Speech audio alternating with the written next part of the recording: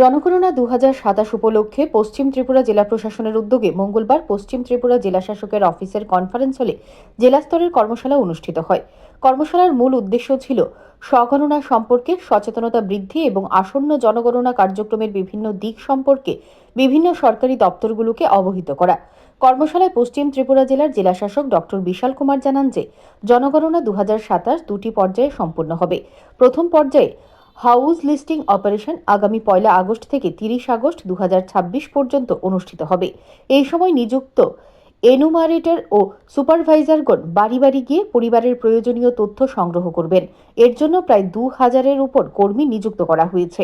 পরবর্তীতে 2027 সালের ফেব্রুয়ারি মাসে জনগণনার দ্বিতীয় পর্যায়ে জনসংখ্যা গণনা অনুষ্ঠিত হবে, যেখানে প্রতিটি ব্যক্তির ব্যক্তিগত ও সামাজিক অর্থনৈতিক তথ্য সংগ্রহ করা হবে। জেলাশাসক আরও জানান, এবারের জনগণনায় প্রথমবারের মতো নাগরিকদের জন্য স্বগণনার সুবিধা চালু করা হয়েছে। পরিবারের সদস্যগণ অনলাইনের মাধ্যমে নিজেদের তথ্য সরাসরি জনগণনা পোর্টালে নথিবদ্ধ করতে পারবেন। স্বগণনার জন্য নির্ধারিত প্রশ্নাবলীতে মোট 34টি সহজ প্রশ্ন অন্তর্ভুক্ত রয়েছে, যার উত্তর নাগরিকরা নিজেরাই দিতে পারবেন।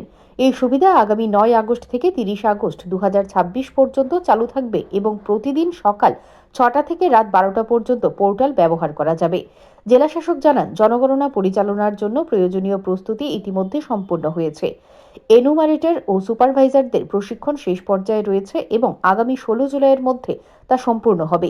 পাশাপাশি জেলার সর্বত্র হাউস লিস্টিং ব্লক গঠন করা হয়েছে এবং সংশ্লিষ্ট কর্মীদের কাছে মানচিত্র ও দায়িত্বপ্রাপ্ত এলাকার বিস্তারিত তথ্য সরবরাহ করা হয়েছে। স্বগণনায় সর্বাধিক সংখ্যক পরিবারের অংশগ্রহণ নিশ্চিত করতে জেলা প্রশাসন ব্যাপক সচেতনতামূলক কর্মসূচি গ্রহণ করেছে। আগামী 17 জুলাই জেলার সরকারি কর্মচারী, আশাকর্মী, অঙ্গনবাড়ি কর্মী, গ্রাম রোজগার সহায়ক, পঞ্চায়েত কর্মী সহ বিভিন্ন স্তরের কর্মীরা স্বগণনা সম্পন্ন করবেন। এছাড়া 18 জুলাইয়ের মধ্যে নির্বাচিত জনপ্রতিনিধিদেরও এই প্রক্রিয়ায় অংশগ্রহণের আহ্বান জানানো হয়েছে। জেলা প্রশাসন বিভিন্ন সরকারি দপ্তর, নগর, স্থানীয় সংস্থা, স্বনির্ভর গোষ্ঠী, শিক্ষা প্রতিষ্ঠান, কমন সার্ভিস সেন্টার, সামাজিক সংগঠন এবং গণমাধ্যমের সহযোগিতায় ব্যাপক প্রচারাভিযান পরিচালনার পরিকল্পনা গ্রহণ করেছে। জেলা প্রশাসনের পক্ষ থেকে সকল নাগরিককে স্বগণনা, হাউস লিস্টিং অপারেশন এবং জনসংখ্যা গণনা এই 3টি পর্যায়ে সক্রিয়ভাবে সহযোগিতা করার আহ্বান জানানো হয়েছে। পাশাপাশি জনগণনার সময় সঠিক ও নির্ভুল তথ্য প্রদানের জন্য সকলের প্রতি আবেদন জানিয়েছেন জেলাশাসক। জনগণনা সংক্রান্ত যে কোনো তথ্য বা সমস্যার ক্ষেত্রে পশ্চিম ত্রিপুরা জেলা প্রশাসনের অফিসিয়াল ওয়েবসাইট অথবা নির্ধারিত হেল্পলাইন নম্বরে যোগাযোগ করা যাবে। জেলাশাসক আশা প্রকাশ করেন, সকলের সম্মিলিত সহযোগিতায় পশ্চিম ত্রিপুরা জেলা জনগণনা 2027-এর সফল বাস্তবায়নের মাধ্যমে একটি আদর্শ জেলা হিসেবে বিবেচিত হবে। কর্মশালার শেষে জেলাশাসক ডক্টর বিশাল কুমার সাংবাদিকদের কর্মশালার বিষয়ে বিস্তারিত তথ্য তুলে ধরেন। सेंसस 2027 का जो फर्स्ट फेज है, जिसको हम लोग हाउस लिस्टिंग ऑपरेशंस करते हैं, ये शुरू 1 अगस्त से हो रहा है और ये 30 अगस्त तक चलेगा। परंतु इस बार पहली बार सेल्फ इन्यूमरेशन का प्रोविजन रखा गया है सेंसस 2027 में रजिस्ट्रार जनरल ऑफ इंडिया द्वारा।